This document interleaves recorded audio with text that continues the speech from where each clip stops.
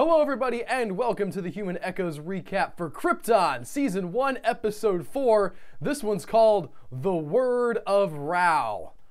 And this episode starts right off putting to bed a fan theory that people have had about the voice of Rao for most of the show, and now, and then the episode ends reconfirming that fan theory. We see Rao getting in his priestly garments, right? We see him as a human / Kryptonian type thing. There's nothing weird about him. He looks like a relatively normal dude, and he's putting on his robes. He puts on we don't actually see all of his face, right? We don't get like a full-on look at what his face is, but he looks relatively normal-ish in the shots we get. He puts on the mask, and he declares that they're going to start this thing called the Nova Cycle a little bit early. I don't know why. I think it might have something to do with the unrest, and he's trying to balance things out and sort of smooth things over with the rank list, but that was not immediately clear to me. And as part of this festival, he opens up the dome and lets in the sun, which I guess is a thing they could have done this whole time. That was surprising to me as well. I don't know if there's like a certain number of days that they can have the dome open, or if it's an artificial light that he's creating. It looked like they were actually letting in light from a real outside sun type light source, but what we've seen so far from outside the city makes it look like it's a barren, dark wasteland all the time. So your guess is as good as mine on that one. I'd love for someone to hop in the YouTube comments if you know the answer to this and set me straight, because I'm confuzzled on this one. The next scene follows up with some people entering the communication center, and it looks like they're Sagittari at first, but then we see them turn on some other Sagittari, and it's revealed that they're, well, my first impression, and I put this in my notes, was that they were Black Zero. They're not Black Zero. I'm still not 100% sure Black Zero exists, to be quite honest with you. Probably it does, but we haven't seen any actual evidence of that yet. But it's an offshoot group of them, and they're going into the communications center. And the reason they're going into the communications center is followed up later when they kidnap Seg and take him back to be interrogated. And we find out that these guys know about Braniac. That was, to me, I think, the biggest twist in the episode, that Seg is not alone with Adam Strange trying to, save the world from Braniac, and that he even knows about, he's the only one who knows about Braniac. There are other people in the world who have taken this research that Val-El did back in the day, and they've put it to work. They've gone into action and said, okay, Braniac's coming, he's real bad, he's going to destroy the world, what do we do? And we'll get back into this sort of offshoot group later, who I don't even know what to call. They may name themselves, but I did not write that down in my notes. But timeline-wise, before this kidnapping happens to Seg, he's checking up on Ram. You remember from the previous episode, Ram had been taken over by Braniac.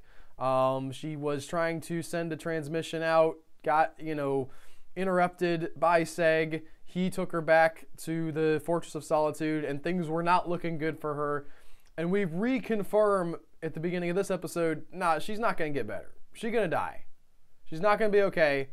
And she's the big emotional core of this episode is Seg and his bartender friend and Adam Strange all trying to figure out how to tell Ona, who is Ram's daughter, that Ram is dying and she won't see her again, probably. I don't know how funeral rites work on this world. We've only seen people be executed, so I don't know, but she's not going to see her again alive. And that emotional core was something that I initially thought of as just a side trail. That, okay, we're just dealing with this stupid, yeah, her mom's dead. I mean, I get it, it's sad, but it's also a TV show, and I don't believe in this person, really, so I don't care too much about this little girl that I only met last episode for 5 minutes. But as the episode went on, it really became clear to me that this was the strongest thing in the plot, which may not be the most high praise I could give this episode, but the way that this moment evolves as they're trying to tell Ona and her evolution as a character throughout this episode really worked for me. And we'll get into that as we talk about the scenes as they come up. The next thing, though, the big set piece here is Lyta versus Primus, all right? The two Zods going at it. Lyta's defending herself. She has this hearing that is coming up because she didn't follow orders, all right? Firstly, because she was not 100%, I think, doing what they wanted them to do to the rank list, that she wasn't cracking down like they were hoping to crack down. And secondly, and the big one was she didn't go into the communications tower when Primus Zod told her, go in the communications tower, direct order. And she just said, nah, not going to do that. She gets railroaded into prison, but I think before that happens, she's actually getting off relatively light. Because Lyta doesn't ever have to explain why it is that she wasn't going into the communication center. And there's no good reason that she can give. She says stuff about the crowd being unruly and, you know, that she was acting to balance things out. And that makes sense with the arrest of the Sagittari. Like that, in my mind, smart move. Even if you're not going to do anything to that person, if you're the commander on the ground and you want to diffuse that tension, arrest the person that did the killing. If you're not inclined to kill them, or, you know, if they come up okay at trial later, that's a later problem, but you've gotten okay out right now. I thought Lyta made a great choice there. When she's giving Seg the time in the communications room, it might be a good choice, but I don't know how that's defensible. And nobody really presses her on that specific issue. And that's the one where her mom said to her, this is the direct order, go in. I feel like that oversight, it gets sort of resolved because we're going to, again, railroad her into prison anyway, but she does legitimately not have a good defense there unless she wants to give up Seg and what he's doing. Of course, the railroading does happen. The voice of Rao goes down among the rankless, and you can see this guy's, he didn't get into power by being stupid, okay? He's playing the political game. He's down here. He knows that these guys are exceptionally unhappy with the whole state of affairs that they're in, and specifically with this most recent Sagittari action. So he positions himself as somebody who's above all of that, that he is for all of Krypton, and the Sagittari, if they acted wrongly, they're going to get punished, and we will find the person who is responsible. And that's a great character point up until it gets stupid. And it gets stupid when he decides to punish Lyta Zod by saying that she had prevented a bomb attack on the Sagittari. The rankless don't care. I mean, maybe I'm overestimating. Maybe they don't. Maybe they would not want to see some Sagittari die, but that's not why they're mad. One of their people died. They think that the Sagittari are responsible. They've got a little bit of headway in by arresting this one Sagittari, and the voice of Rao promises to bring someone in command into account. And there's a moment there where he's talking to Vex about this, and you think, oh, it's going to be Vex. He's going to throw Vex on, Vex is going to have his head on the chopping block because Rao needs somebody to take the fall, and Vex was, it's somewhat in charge of this operation. So if it went wrong, it's Vex's problem. And then they turn around and blame Lyta. Now, that makes sense from the perspective of, well, this person's causing trouble and not following orders, and we don't like that, so we're going to get rid of her. It doesn't make sense as a PR move to appease the people that she appeased by arresting this Sagittari who shot one of their guys. That's just going to make him madder. I don't think this part of the plot was thought out very well at all. They just needed Lyta to be in prison. They didn't feel like they had a strong enough reason to put her in prison just for disobeying orders. So they put her inside this other machination of the voice of Ral, which we find out he's specifically targeting her for some reason, and then also the Vex, father and daughter team, that they have an interest in the House of Zod too. You need to have her in prison so they can get her out of prison, so they can have leverage and so they can have conflict. But they didn't do a good job of getting her into prison and having like a reason that made sense based on everything else that happened this episode. Seg gets captured, as we mentioned, and there's a bug thing that they put in his head for basically no reason. Okay, he says something, he says something about it confirms if you're a sentry or not. The guy who's the head of this Black Zero offshoot says to Seg, well, it'll kill one of the sentries or it'll reveal them if it goes inside them. You could have held him for like 2 seconds and waited if he turns green. I mean, the voice of Rao, when he gets it at the end of the episode, turns green almost immediately. Like he opens the thing and he turns green. It seems like Braniac sentries aren't necessarily all about being subtle. They just really wanted to have a creepy bug crawl up a guy's nose. And I'm on board with that to a point, but I don't know that it's justified the way that this guy justifies it. But yeah, as I mentioned earlier, this segment of Black Zero, and they're not with Black Zero, this guy's just sort of using them to get some troops. They are now, I lost my train of thought. They're working to stop Braniac, okay? They know about Braniac. They don't care about, they need to unite Krypton somehow. And somebody in one of the Reddit threads that I was reading on the post-episode discussion, I believe, made the theory that this guy who's in charge of the Black Zero contingent here, again, not Black Zero, I don't know what we're supposed to call them yet, but this guy who's kidnapped Seg, who I love as a character, by the way, I'll get into that in a second. They think that he might be a Zod. All right, he's the right color for it, okay? And he has a lot of strong feelings about honor, which, as we find out in this episode and other episodes previously, but really driven home in this episode, the Zods are all about that honor, yo. And he's a fun, like, he is the crazy version. If he is a Zod, all right, he's sort of the crazy over-the-top version of Primus, because he's straight up, like, snapping people's necks because they stepped out of line a little bit. This guy's not okay. This guy is unhinged, and I love it. I mean, he has a good point that there's an alien invasion coming, but I don't think that's everything that's going on with him. He seems like he's a little bit over the top with his response to this potential problem, in how he's gone off. He's ripped off a terrorist organization, okay? He joined a terrorist organization to siphon funds away from them so he could create a Braniac fighting force. And then he kills some of the people in that force, which I can't imagine is like thousands strong, all right? In my mind, it's this guy and like 20 other people in a clubhouse. Probably more than that, but like we only see 2.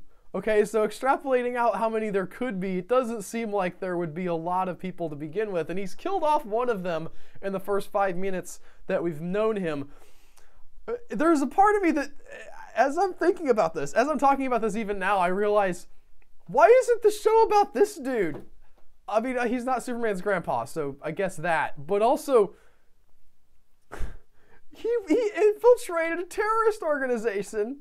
I don't know how to pronounce organization. He infiltrated these people, stole their money, and set up like a counter-alien fighting group. How is that not the coolest thing you've ever heard? I mean, yeah, Superman. We got Superman, guys, so let's just stick with him, I guess. His grandpa is fighting. By the way, just apropos of almost nothing, Seg continues to be like the worst character as far as like an acting perspective goes. He's okay as just sort of the square-jawed heroic type, but man, I don't know, the actor who plays this guy is not who I would have. He's not in my fantasy lineup. If I was going to remake this show in 2 years, I would not pick him whatever his name is. Everybody else is pretty good, and this one guy is just sort of like almost like he's not sure if he's supposed to be on camera or not. Oh, by the way, I got ahead of myself a little bit because I forgot to mention that before he's captured by whatever this Black Zero offshoot is called, Seg goes to to Nyssa to plead for Lyta's life. I don't know. I guess he just knows that they have power, and so he thinks that they can do something. And granted, Nyssa does seem to be willing to help him out. But this is a really interesting scene to me because, speaking of acting, Seg goes to Nyssa. She's there, like, considering what she's gonna wear. And in the middle of his plea to her, she says, what do you think I should do? And he says, go with the gold one. And she's like, all right. And like puts on the exact opposite dress. With a huge power mover, she just like gets naked in front of him and then like totally throws him off balance. She does that move from like Sherlock season 2 or whatever that the woman does. But then she starts questioning Seg, why do you want this woman to be free? What does this mean to you? And she forces out of him the confession that he's in love with her. And that's not the interesting part, although it is a complete and total mirror of this scene where Lyta's boyfriend knows already that she's into Seg and makes her confess. It's like everybody knows everything about everybody. Why even, like, what is the point? But her reaction to that was what was most interesting to me. She looks hurt. And this actress is not bad. Okay, the girl who's playing Nyssa is excellent. And she does that great thing where she's reacting, but she's like hiding it from the person that she's talking to. It's a beautiful, beautifully acted moment. And it just, the problem is that it didn't feel like it came out of anywhere.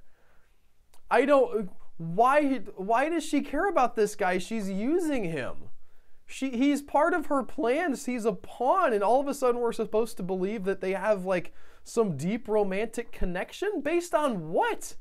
The one time they visited the baby making factory and like saw what their future kid might be? And I guess they actually do have that kid now, because when she goes to Lyta later on, she says, we have a child together. He's going to grow up and do this stuff. And I guess the little tiny bit of DNA they gave them is enough to just grow that kid. Why is she so attached to Seg? There's no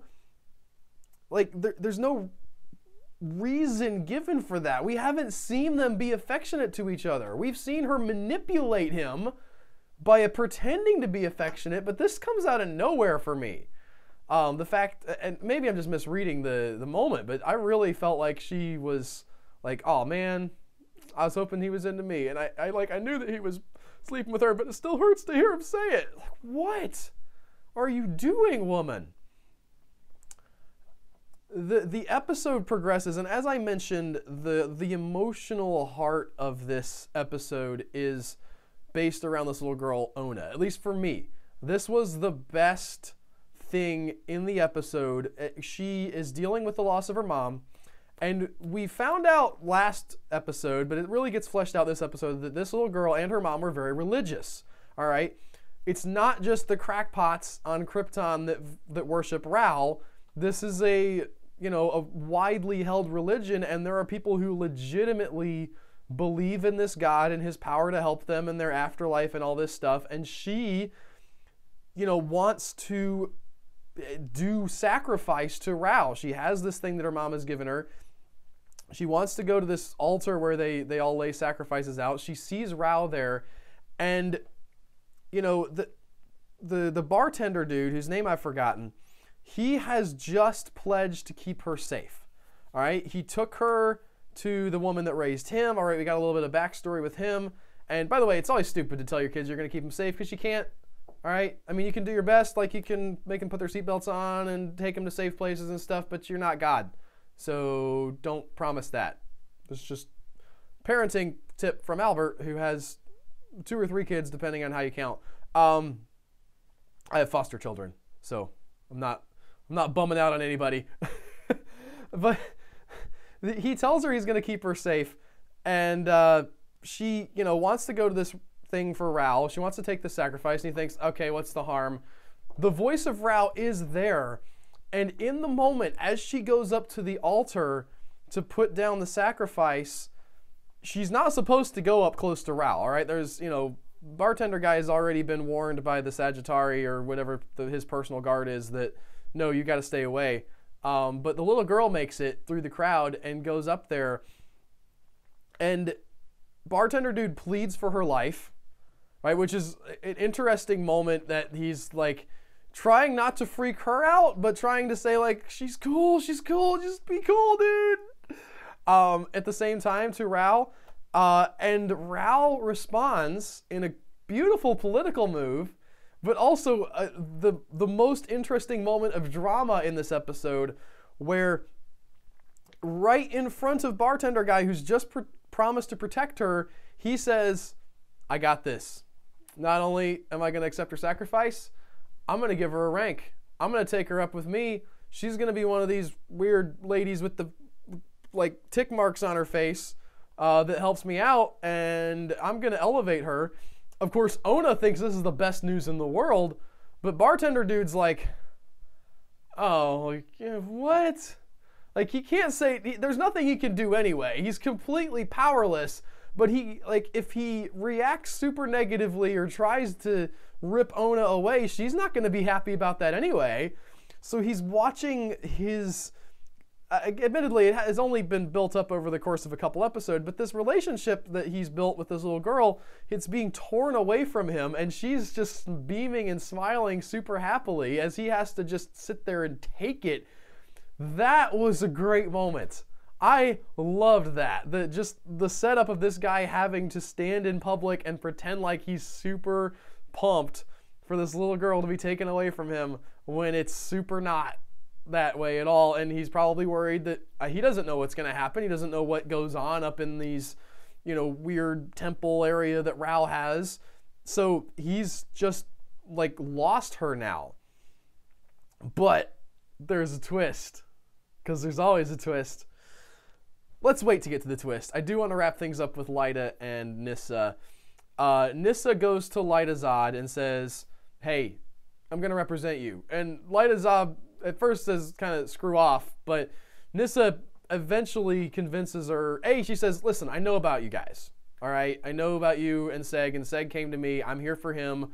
I need to, I'm doing this as a favor to him because you matter to him, which is a lie. We find out later on, but it sort of works for Nyssa. She says, you're gonna die. Let me try to help you. I don't know if I can pull enough strings, but let's at least do our best here. And as we find out near the end of the episode, Nyssa and her father have some plot to use the Zods for something.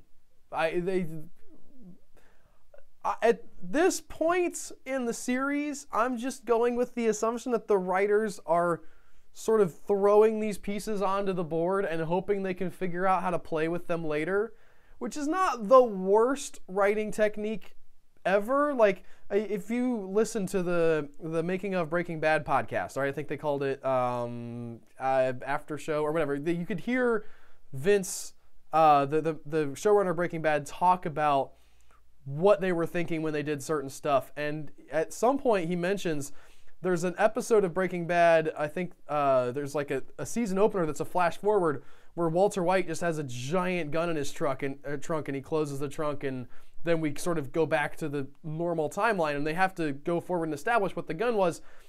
They didn't know what the gun was for at the time that they wrote it in. They just thought, this is a good way to establish that things are really different now. And then they managed to fit it in later. But the way this is feeling to me is that they've set up these like plans that Nyssa and her dad have, and I don't know if they've 100% figured out in the writer's room what those plans actually are. They just need Nyssa and her dad to be going up against Rao for some reason, and so they're using the Zods as a piece in this chess match that they're having, trying to get them back because Rao wants the Zods dead, and Nyssa and her dad need them alive, or at least need them in their debt. So we'll see where that's going. But the big twist, as I alluded to earlier, after Seg escapes, by the way, he gets out, does a cool fight thing, and runs out into the frozen wastes or whatever, is that the voice of Rao has gotten this gift from Ona. It breaks open, and the parasite thing from Braniac infects Rao. Now, Rao has the benefit of having a head-to-toe covering, so this can be kept secret for a while. I do question the wisdom of not showing his face before now, because by keeping him secret up until now, by having him wear a mask all the time, and then by kind of showing that he's a regular dude but not 100% cutting to his face, the way they shot that opening scene made it sound like, oh, this guy, maybe he's somebody you know. Maybe he's going to turn around and it's going to be, I don't know, Superman from the future. They resurrected, what's his face, who played Clark Kent in the old 1971. I don't know, but they didn't go that way. It's just some random guy who we've just now decided to show his face so that we can see him get infected later on, so we can see his skin turn green, because we need to know that it's not green ahead of time. It was clumsily handled, but it's a fun twist. I do wonder how much autonomy the Sentry thing is going to have.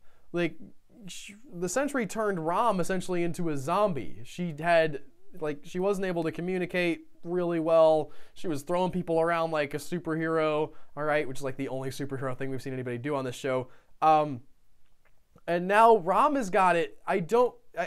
Maybe the Sentry's smart enough to see, oh, I'm in somebody important now. I've got to like lay low and use this guy. But it would be cool to just see him like turn into some like hulking rage monster and the whole religion collapses because they're like, what happened? He got demon possessed or something.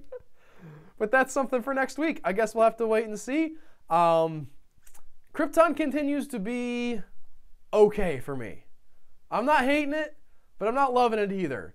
I'm going to stick with it for now, but I'm taking this on a week-by-week basis on like if I'm going to keep recapping. If it really just cheeses me off at some point, I'll probably wrap this up, because it's not like...